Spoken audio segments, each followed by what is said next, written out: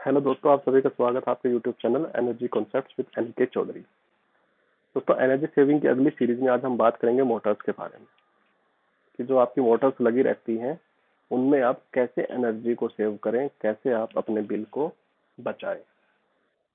तो दोस्तों, summarise point मैंने लिखे हैं, हर एक पॉइंट को मैं डिस्क्राइब करूंगा, तो आप ऑडियो को ध्यान से सुने और आपको कुछ ना कुछ ऐसे पॉइंट जरूर निकल के मिलेंगे जो आपके लिए नए होंगे, जिनको आप अपने पर्टिकुलर फील्ड में इम्प्लीमेंट कर सकते हैं। तो दोस्तों, पहला पॉइंट है कि आप properly size to the load for optimum efficiency, कि मैक्सिमम एफिशिएंसी लेने के लिए आप एक प्रॉपर साइज का लोड या प्रॉपर साइज की मोटर इंप्लीमेंट कीजिए। जैसे कि आजकल I1, I2, I3, I4 तरह तरह की मोटरें हैं और आपकी मोटरों की लोडिंग भी अच्छी है प्लांट में। तो जहां तक कोशिश हो सके आप ये कीजिए कि I2 की मोटरें I3 से कम रिप्लेस कर दीजिए। पर्टिकुलर एक मोटर में आपको 1.5 से 2% की एफिशिएंसी मिल जाएगी। और आजकल गवर्नमेंट का भी इस पे काफी ध्यान जा रहा है। अगर आप पैट के अंदर आता है आपका प्लांट, परफॉर्म अचीवमेंट ट्रेड की स्कीम, तो वहां पे आप इस तरह से आप मोटर को रिप्लेस करके अपने कार्बन एमिशन को कम दिखा सकते हैं और पर्टिकुलर लोडिंग एफिशिएंसी बढ़ा सकते हैं मोटरों में, जस्ट I2 को I3 से रिप्लेस करके। अब मैं एक वीडियो और बनाऊंगा दोस्तों, जिसमें I2 और I3 में क्या डिफरेंस है, कैसे I3 की एफिशिएंसी ज्यादा होती है, क्यों होती है, गवर्नमेंट का जो अभी नया लॉ आया है वो क्या बोलता है, वो सब उसमें मैं डिस्क्राइब करूंगा। दूसरा पॉइंट है दोस्तों, एनर्जी एफिशिएंट मोटर ज्यादा से ज्यादा यूज कीजिए वेयर इकोनॉमिकल। आपको अपनी कॉस्टिंग पे देखनी है, ऐसा नहीं है कि I2 को उठा के आप I3 से रिप्लेस कर दो, इतना सारा पैसा मैनेजमेंट देगी भी नहीं। लेकिन कोई मोटर अगर बार बार जल रही है, आप बार बार रिवाइंडिंग करने भेज रही हैं, तो रिवाइंडिंग से देखिए सीधी सी बात है, एफिशिएंसी वैसे ही कम होती है। तो आप मैनेजमेंट को फोर्स कर सकते हैं कि भैया हमें I3 की मोटर आप दिलवा दीजिए, और आप पर्टिकुलर एक सेविंग की कैलकुलेशन जो अगली वीडियो में आपको मिलेगी वो निकाल के दे सकते हैं। तो आप ऐसे कर करके धीरे धीरे I3 की मोटरें रिप्लेस कर सकते हैं।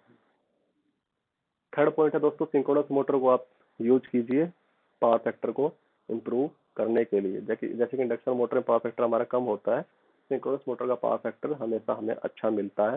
लेकिन सिंक्रोनस मोटर के बहुत सारे डिसएडवांटेज होते हैं, बहुत सारे, जैसे बैक फिल्टर फैन है, एयर स्लाइड फैन है। अगर आपकी इंडक्शन मोटर कोई 2800 आरपीएम की लगी है, मान लो 7.5 किलोवाट की, और इतने की आप सिंक्रोनस मोटर लगाओ तो वो लोड उठा नहीं पाती है ड्यू टू परमानेंट मैग्नेट। तो वो आप देख लीजिएगा कि आपकी साइट पे अलाउड हो रहा है। जैसे बेल्ट वगैरह में चल जाएगी, लेकिन जहाँ पे हाई टॉर्क लोड होता है वहाँ पे मोटर नहीं चल पाती है। तो ये पॉइंट आप देख लीजिएगा, क्रॉस चेक कर सकते हैं। लेकिन एक अच्छा पॉइंट है, अगर कोई मोटर आपकी नो लोड पे चलती है तो वहाँ पे आप सिंक्रोनस मोटर से रिप्लेस कर सकते हैं। चौथा पॉइंट है दोस्तों, अलाइनमेंट। अक्सर क्या होता है कि हमारी मोटरें जो जलती हैं साइट पे, मोस्ट ऑफ द टाइम ये होता है कि अलाइनमेंट डिस्टर्ब है, हाई वाइब्रेशन है, उसकी वजह से हमारे बेयरिंग पे लोड आता है, बेयरिंग धीरे धीरे निकल लेता है और आपकी मोटर जल जाती है। तो अलाइनमेंट पे आप पूरा पूरा फोकस कीजिए। Proper ventilation.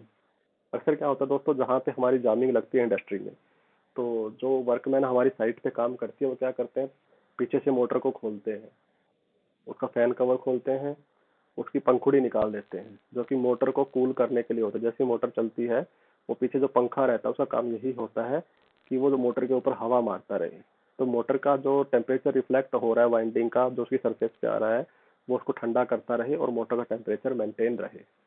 तो अक्सर क्या होता है, वैसे के वैसे फैन कवर लगा देते हैं, पंखा रहता नहीं है और हर रोज आप साइट पे जा नहीं पाते हैं। तो अगर मोटर ऐसे चलती है तो इस केस में भी मोटर ओवर हीट होती है और वो जल जाती है, जो कि आपकी एनर्जी सेविंग कॉन्सेप्ट में एक बाधा डालती है।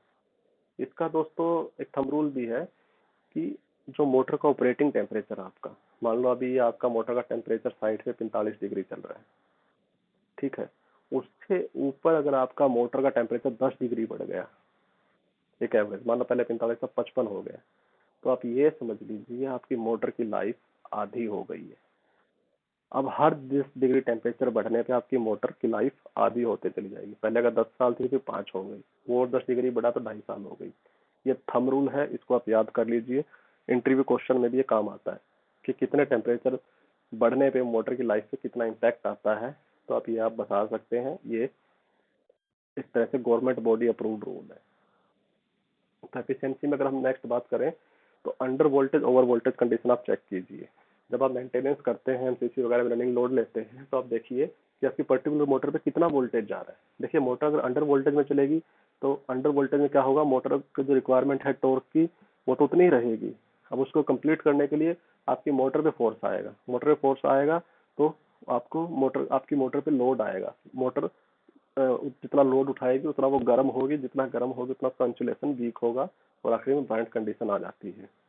सेम केस दोस्तों ओवर वोल्टेज में होगा। ओवर वोल्टेज में आपकी और टर्मिनल पे ओवर वोल्टेज पहुंचती है, ओवर वोल्टेज से भी वही आपका जो है हीटिंग इफेक्ट बढ़ता है, हीटिंग इफेक्ट बढ़ता है तो इंसुलेशन वीक होता है।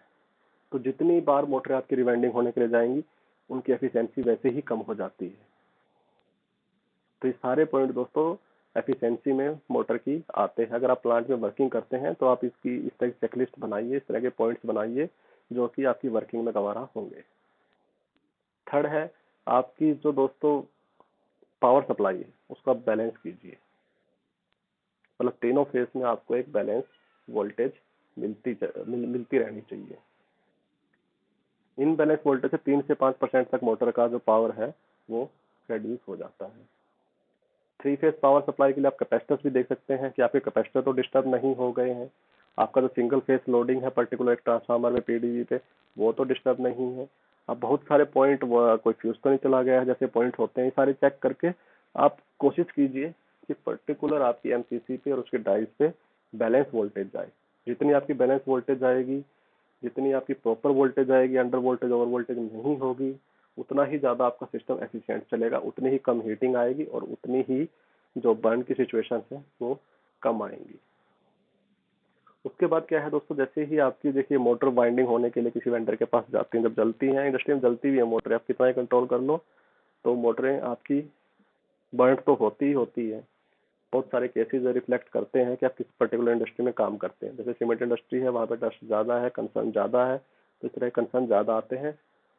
ऑटोमोबाइल इंडस्ट्री है, वहाँ पे इस तरह के कंसर्न कम होते हैं क्योंकि मोटर्स पे लोडिंग भी कम होती है। मोस्टली ऑटोमोबाइजेशन का वहाँ पे काम चलता है। तो आप हैवी मैन्युफैक्चरिंग इंडस्ट्री में काम कर रहे हैं तो आप इस तरह के कंसर्न ज़्यादा आते हैं। लेकिन तब आप रिवाइंडिंग करने के लिए मोटर भेज रहे हैं, वो किस एनील्ड का कॉपर यूज कर रहा है, तो आप ये कह सकते हैं, आप डिमांड कर सकते हैं अपने कॉन्ट्रैक्ट में कि भैया हमें इतनी एफिशिएंसी चाहिए ही चाहिए। 5% से 6% तक आप एफिशिएंसी कम कर, आपकी मोटर पे अगर रेटेड एफिशिएंसी 96 है छोटी मोटरों पे, तो 90 से 91% आपको एफिशिएंसी मिलनी चाहिए। एफिशिएंसी मोटर ये कैसे निकालते हैं, क्या फार्मूला है दोस्तों, उस पर एक सेपरेट वीडियो बनेगा क्योंकि काफी लंबा वीडियो होगा।